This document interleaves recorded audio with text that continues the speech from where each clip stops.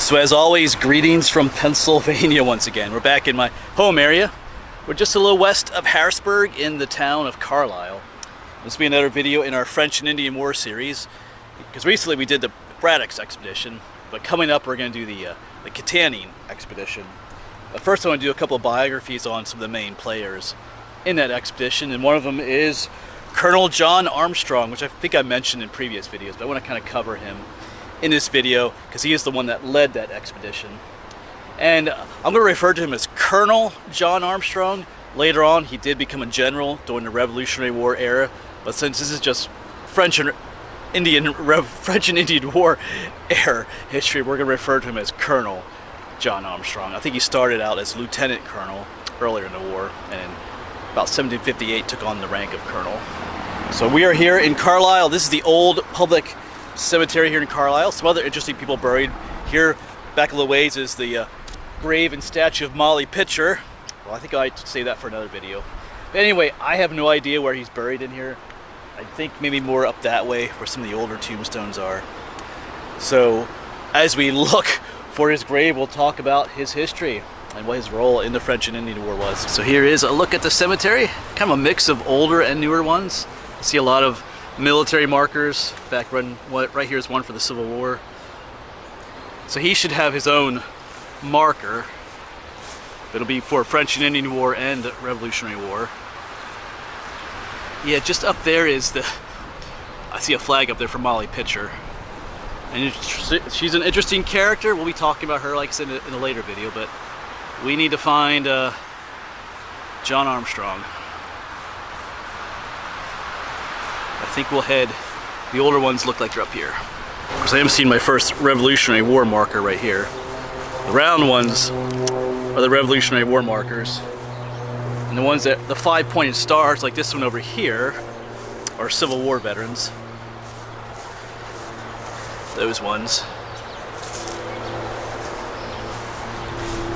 There's a mix of others here too.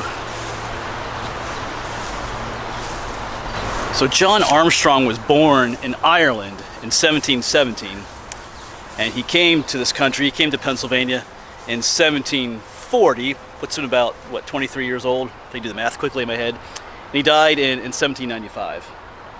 And he was educated in Ireland as a civil engineer, and he came over here to Pennsylvania to work as a surveyor. In fact, he's the one that laid out the plan for the town of Carlisle here. It was one of its first citizens, if not its first citizen. And he worked as a surveyor for the Penn family, who Pennsylvania is named after, William Penn's family, Pennsylvania. So that's his early history. Still looking for him. Starting to see a lot more Revolutionary War era markers here too, so I think we're getting close. And just over that way where you see the one flag up on the pole, you can see there's a statue of Molly Pitcher over there. Looks like they have a cannon there too.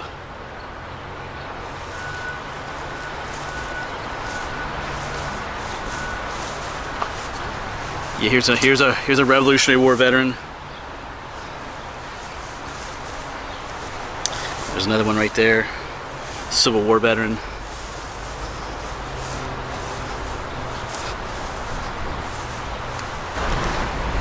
It shouldn't be too hard to find his grave. It should be pretty prominent. I saw some pictures of it online. Looks like he even has like a plaque in front of it, like an information board, telling you about him a little bit.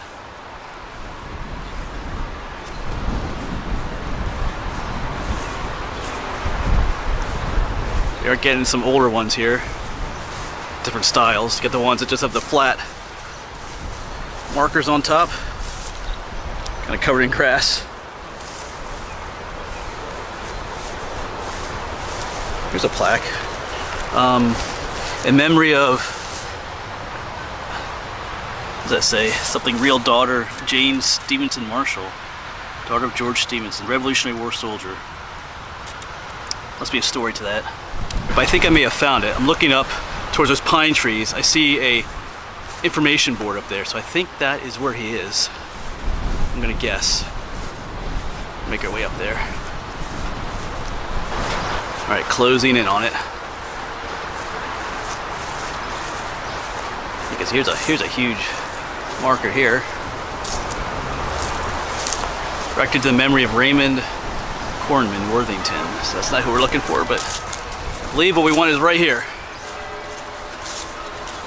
Yeah, Major General John Armstrong, 1717 to 1795. First citizen of Carlisle. We'll take a look at this in a moment.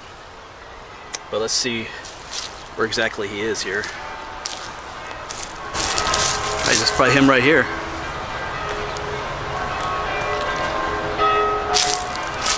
John Armstrong. Probably his wife Mary over there. There's John Armstrong over here.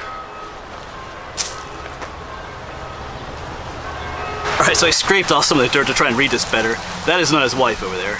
That's the daughter of somebody else. Same family, but yeah. John Armstrong mentions he died in March of 1795, 77 years old. Son of James Armstrong.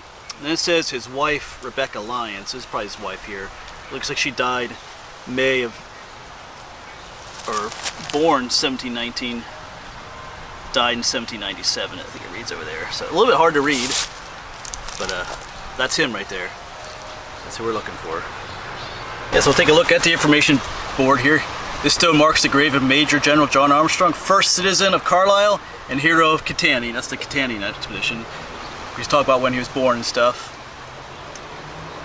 For the William Penn family. Laid out the town of Carlisle in 1750. Here's a piece of information I didn't know about. He also assisted in surveying the road from Alexandria, Virginia to Fort Duquesne. That's Braddock's Road, which was used by British General Edward Braddock before his defeat at the Battle of Monongahela. And of course, 1756, as a lieutenant colonel, he led the Pennsylvania militia with 300 soldiers to the Battle of Kittanning, following the repeated French and Indian attacks. We'll talk more about that in a moment. And as a colonel, in 1758, he was part of the Forbes expedition to capture the French-held Fort Duquesne, given the honor of raising the British flag. Talked about his Revolutionary War career there. Was a major general, fought in Brandywine, Germantown, became friends with George Washington. Yeah, there's other things there. Here's the timeline. Braddock's defeat, 1756. Although it doesn't have the 1758 thing in here, which is kind of interesting. Promoted to Brigadier General, Revolutionary War, Major General, served in the Continental Congress, part of the Whiskey Rebellion, and in 1795 he died. Talked about some other things here. He served, president of Dickinson College and things like that. So quite an illustrious career there. And so obviously one of those important historical figures in early Pennsylvania history, which you don't really hear a whole lot about. I'm trying to think back to my high school days as such. I took Pennsylvania history in high school, and I don't really remember hearing much about him. Not that I was maybe paying attention back then, but I think I did a video last summer on Conrad Weiser, another person important to early Pennsylvania history, and it's another person you don't hear a whole lot about. They had quite involvement in other wars in early Pennsylvania history and stuff. Quite an important person. Yeah, just another look at the information board and his marker right here. Because he does have the Revolutionary War marker. They don't have one here for the French and Indian War though. It's just Revolutionary War.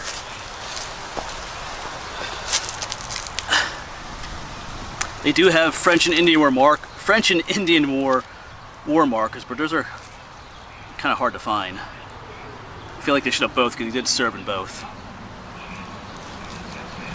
And a bit more about the Kittanning Expedition, which that marker board doesn't really talk about. One of the reasons for it, obviously it was inspired, like I said, due to a lot of attacks by the Native Americans on the settlers. And one of those being Fort Granville. We filmed Fort Granville sometime, I think it was past winter. And Fort Granville was one of the forts that did fall to the French and Indians. It fell to one of the chiefs known as Captain Jacobs. And during the fall of Fort Granville, John Armstrong's younger brother, Edward, I think he was a captain at the time, was killed in that battle, in the fall of Fort Granville. So the Kittanning Expedition was somewhat of a revenge almost for that. It's also to rescue captives. A bunch of captives were taken that were hiding in Fort Granville were taken by the Indians in that raid. So it was to try and rescue some of the captives, which was kind of successful, kind of wasn't, but we'll talk about that when we get to that video. But yeah, his younger brother was killed during that battle. So there was a bit of vengefulness to the Kittanning Expedition as well. And there still is today out in western Pennsylvania a town known as Kittanning. Name takes on the name of the Indian village that the Kittanning Expedition is named after. Because after the fall of Fort Granville, that's where Captain Jacobs and his men retreated to. That's where they kind of lived and took the hostages to. So that's where Armstrong and his 300 soldiers went to. And it's within Armstrong County. Armstrong County was named in honor of John Armstrong. Yeah, but quite the cemetery here. There's a ton of war veterans in here from the earlier wars.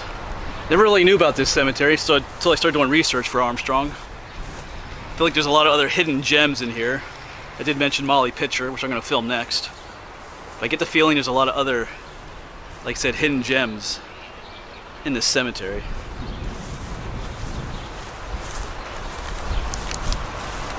And as you can see, he did have quite a bit of a career during the Revolutionary War as well. But I think we'll save that for another video.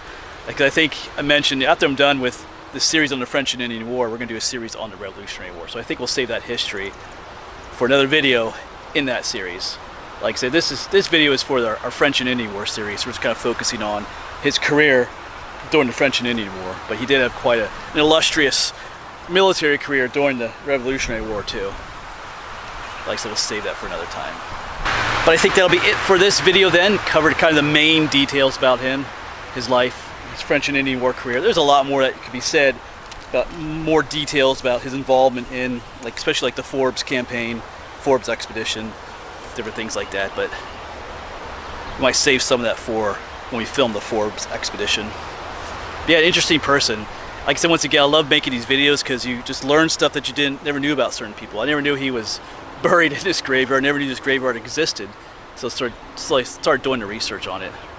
So yeah, I feel like history a lot of times forgets about people like John Armstrong. Kind of slides through the cracks in some ways. All right, thanks for coming along on this little video. Like I said, it's just some biographical prep work for our video on the Kittanning Expedition. But I see Molly Pitcher up there. I'm gonna go check her out in a moment. But anyway, thanks for coming along, and I'll see you on the next one.